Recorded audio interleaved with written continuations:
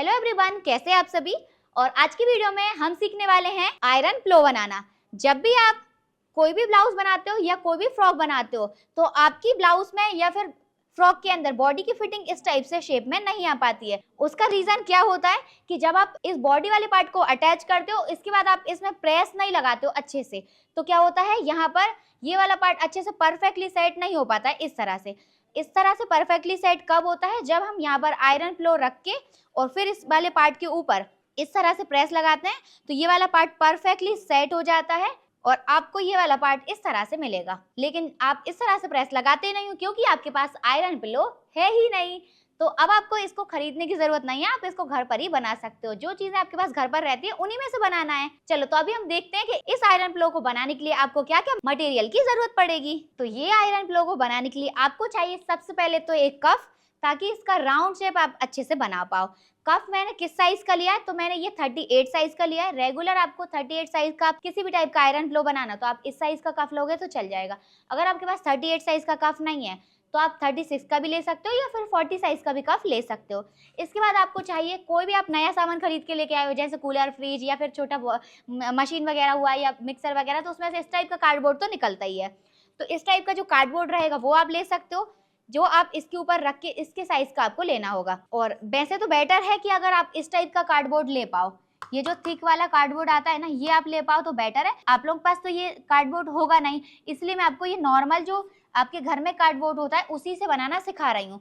नहीं तो आप लोग यही सोचोगे कि ये वाला कार्डबोर्ड तो आपके पास है नहीं, तो आप लोग ये आयरन फ्लो नहीं बना सकते हो। तो आपके माइंड में ये कंफ्यूजन नहीं रहे, इसलिए मैं आपको रेगुलर वाले ही कार्डबोर्ड से ये आयरन फ्लो बनाना सिखाने वाली हूँ। इसके बाद यहाँ पर हमें चाहिए ये आयरन फैब्रिक, जो हम इसके ऊपर ऐसे लगाने वाले हैं, जिससे अगर हम किसी भी फैब्रिक के ऊपर प्रेस करते हैं, इसके ऊपर कोई भी फैब्रिक रखेंगे जिससे हम प्रेस करेंगे तो क्या होगा, यहाँ पर फैब्रिक जलेगा नहीं। और अगर आपके पास आयरन फैब्रिक नहीं है तो आप किसी भी थिक फैब्रिक से इसके ऊपर कवर कर सकते हो इसको, और किसी भी थिक फैब्रिक को यहाँ पर यूज कर सकते हो।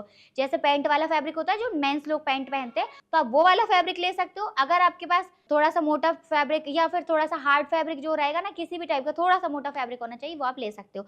और अगर आपको सिर्फ आयरन फैब्रिक ही चाहिए और आपके पास नहीं है, आपके एरिया में नहीं भी मिल रहा है, तो आप ये हमसे भी ले सकते हो।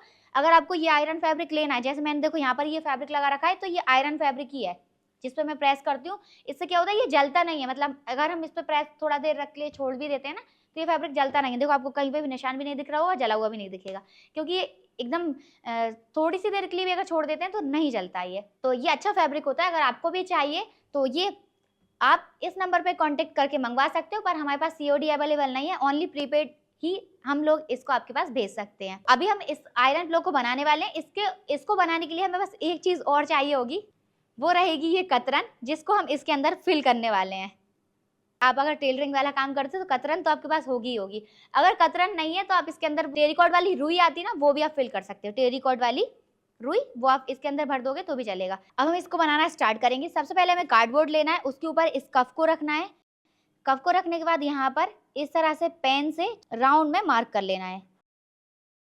अब हमें इस कफ को हटा देना है। अब जहाँ से हमने इसको मार्क किया है वहीं से हमें इसको कट कर देना है। इस टाइप का जो थर्माकोल कटर आता है उससे लेंगे और इस तरह से हम इसको कट करेंगे। पहले हम ऊपर साइड से इसमें इस तरह से ऊपर कट करेंगे, फिर अंदर तक कट करेंगे।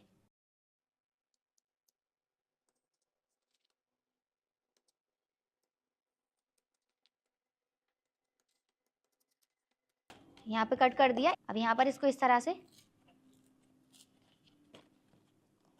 आप इसको थोड़ा सा हटा दोगे तो अब ये लूज हो जाएगा, तो आप इजीली इसको यहाँ से ऐसे कट कर सकते हो।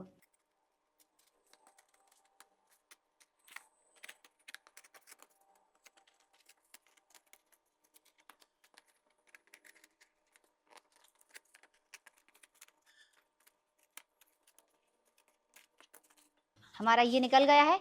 अब हमने आयरन फैब्रिक ले लिया, इसको हम यहाँ पर रखेंगे। थोड़ा सा बड़ा रखना है क्योंकि ये फैब्रिक थोड़ा सा बड़ा रखा है हमने, और यहाँ पर इसी के साइज से यहाँ पर इस तरह से मार्क कर लेना है।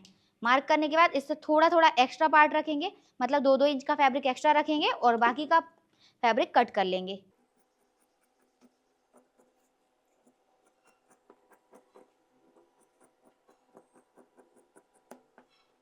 ये हमारा इसके लिए हो गया। अभी हम इसको साइड कर देते हैं। अब हमें लेना है फिर से इसी फैब्रिक को और यहाँ पर इसको रखेंगे। कफ को, और यहाँ पर देखो चेक करेंगे कि कितना बड़ा होना चाहिए, ये ऐसे फैला के चेक कर लो इस तरह से। यहाँ पर ऐसे मार्क भी कर सकते हो आप। ये हमने मार्क किया, इससे हमें थोड़ा थोड़ा फैब्रिक एक्स्ट्रा रखना है। आप अगर चेक करोगे तो ये वाला राउंड भी आपको इससे थोड़ा सा ही बड़ा मिलेगा, तो इससे आप थोड़ा सा बड़ा फैब्रिक कट कर सकते हो।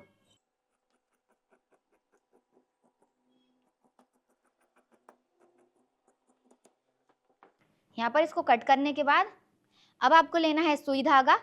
सुई में हमने धागा लगाया है जो 4 लेयर में है। अभी यहाँ से इस तरह से हाफ हाफ इंच का गैप रखते जाएंगे और यहाँ से ऐसे सिलाई लगाते जाएंगे। इस तरह से हम पूरे राउंड में सिलाई लगाते जाएंगे। यहाँ से हम थोड़ा गैप रख रहे हैं, नहीं तो अगर कॉर्नर से लगा दोगे आप तो छूट जाएगा फैब्रिक।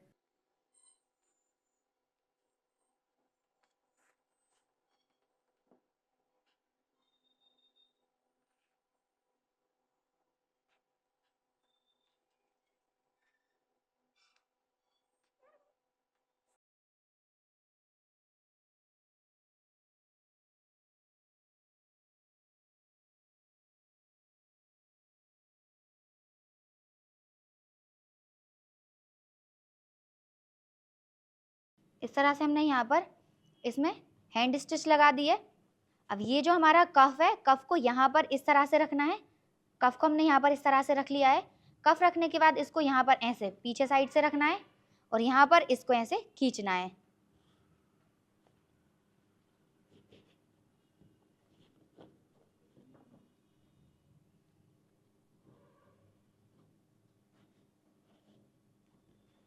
इस तरह से हमने इसको खींच के इस वाले पार्ट को इस तरह से इसमें अटैच कर दिया। अब हमें इसके अंदर कतरन भरनी है, तो यहाँ पर इसको इस तरह से लेना है। यहाँ पर इसको ऐसे टाइट कर लिया। अभी देखो आगे पीछे जा रहा है, पर जब हम इसके अंदर कतरन भर देंगे ना तो एकदम राउंड हो जाएगा। ये कतरन भरने के बाद ये राउंड हो जाएगा और ये जो रिंकल्स वगैरह दिख रहा है ना, ये रिंकल्स भी चले जाएंगे। मतलब दिखेंगे पर थोड़े थोड़े नीचे साइड आएंगे और वो भी एकदम गायब हो जाएंगे बाद में। तो हमें कतरन भरनी है। अब तो हमने कतरन ली है, नीडल को अभी इस साइड रखेंगे और यहाँ पर ऐसे कतरन भरते जाएंगे।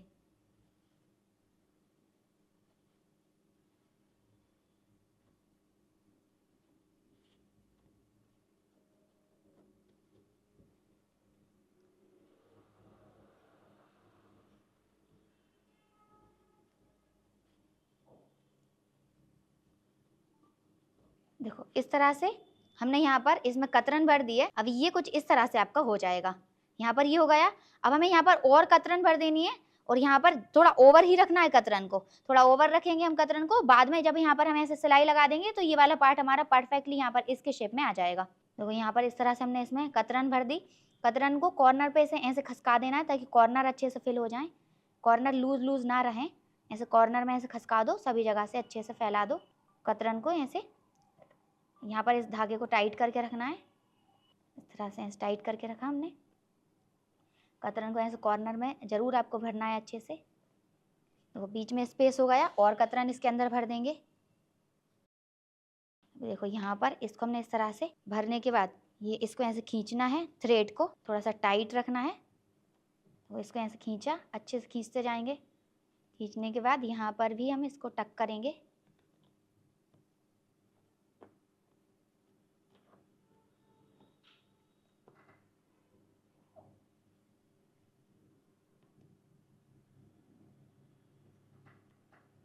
अब यहाँ पर इसको अच्छे से टक करके लॉक कर देना है।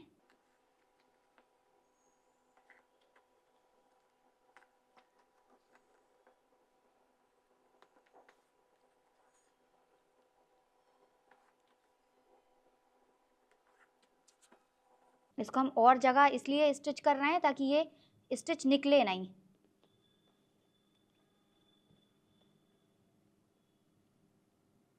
देखो अभी बन गया ना, यहाँ से इस तरह से आ गया ना ये।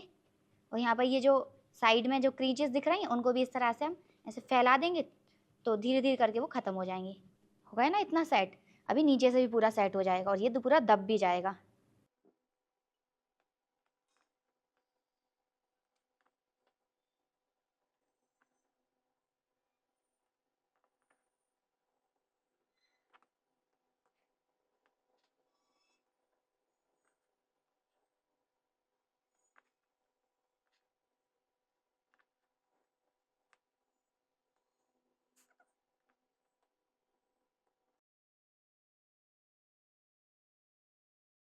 यहाँ पर स्टिच को लॉक कर देंगे और यहाँ पर थ्रेड को कट कर देंगे।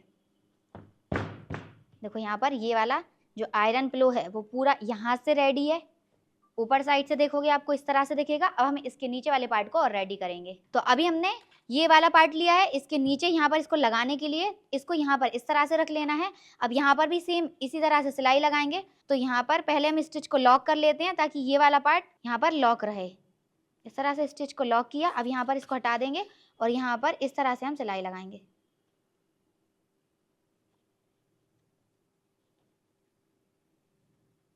और इसको बनाने के लिए आपको मशीन की जरूरत भी नहीं पड़ेगी, हाथ से ही आप इस पूरे को बना सकते हो।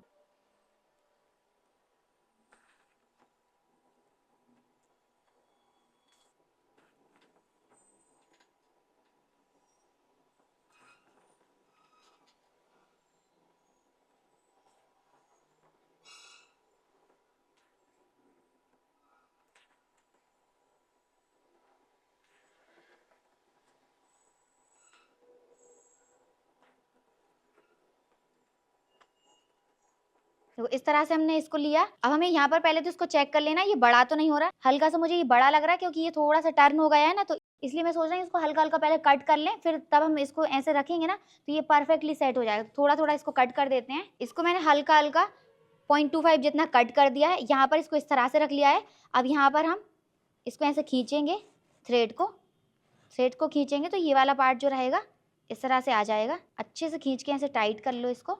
यहाँ पर इसको खींचने के बाद जब हम देखेंगे तो बैक साइड से इसका लुक कुछ इस तरह से आने वाला है। ये रहेगा इसका इस साइड का लुक। अब इस वाले पार्ट को लेना है, इसके ऊपर इस तरह से रखना है। यहाँ पर ऐसे टाइट करके अच्छे से रखो ऐसे।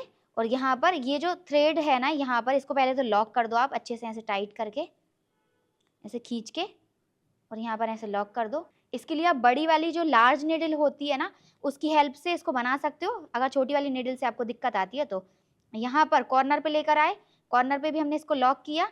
लॉक करने के बाद अब हमें इसको यहाँ पर इस तरह से रखना है और एक कॉर्नर से इस तरह से लेना है और यहाँ पर इसको सिलाई लगाना स्टार्ट कर देना है। और इसके लिए आप मोटा वाला जो धागा आता है वो भी यूज कर सकते हो।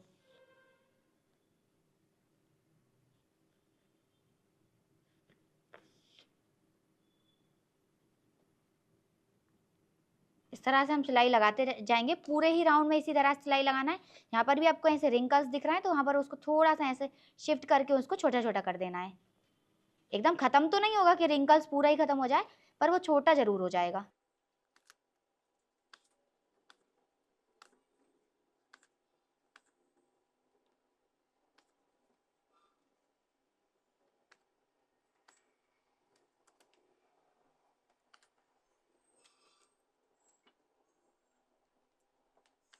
इसी तरह से हमें यहाँ से लेके यहाँ तक पूरे राउंड में सिलाई लगानी है।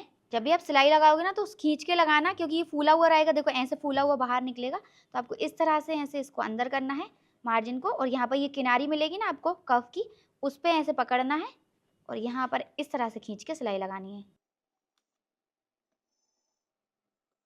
ऐसे खींच के सिलाई लगाई, थोड़ा सा इसको ऐसे खींच के टाइट किया और फिर यहीं पे लॉक कर दो। ऐसे लॉक कर दिया, फिर इसके बाद थोड़ा सा और आगे बढ़ गए। बीच बीच में लॉक करते चलोगे तो आप ये खुलेगा नहीं।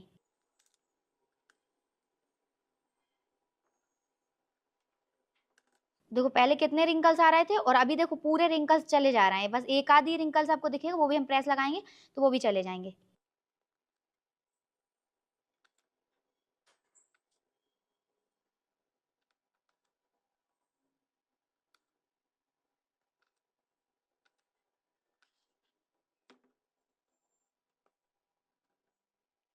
बस यहाँ पर हम एंड में पहुंच ही गए हैं। यहाँ पर जितना भी एक्स्ट्रा पार्ट रहेगा उसको पूरा ऐसे अंदर कर दो और इस तरह से बाकी जो लास्ट में सिलाई बची है उसको लगा देंगे। थोड़ा पहले हम स्टिच को लॉक कर लेंगे क्योंकि यहाँ पर थोड़ी टाइट सिलाई लगेगी ना, इसलिए।